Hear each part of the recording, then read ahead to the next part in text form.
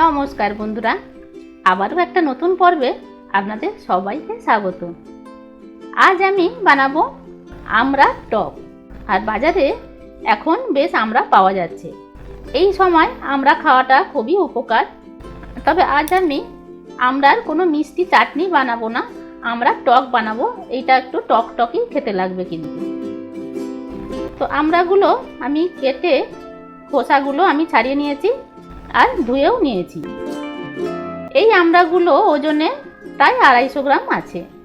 এখন আমি গ্যাসে কড়া বসিয়ে দিলাম।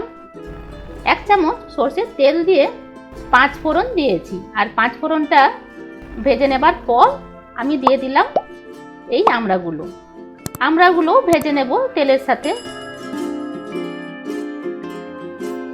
এই রকম গায়ে ভাজার স্পট চলে এলে দিয়ে দেব লবণ আর হলুদ। লবণ হলুদটা দিয়ে নাড়াচাড়া করে নিয়ে এখন আমি বেশ অনেকটা গরম জল দিয়ে দিলাম।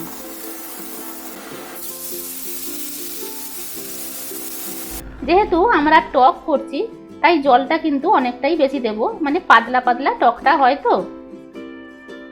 আর 3-4 মিনিট ফোটার পরেই কিন্তু আমরা খুব ভালো সেদ্ধ হয়ে যাবে। কয়েকটা আমড়া আমি এই হাতায় করে একটু চেপে দিচ্ছি যাতে আমড়ার রসটা বেরিয়ে আসে এই ঝোলের মধ্যে। 1 চামচ চিনি আমি দিয়ে দিলাম। এই চিনিতে কিন্তু খুব বেশি মিষ্টি হবে না, তবে আমড়ার যে টকটা তার ব্যালেন্স করবে এইটুকু চিনিতেই।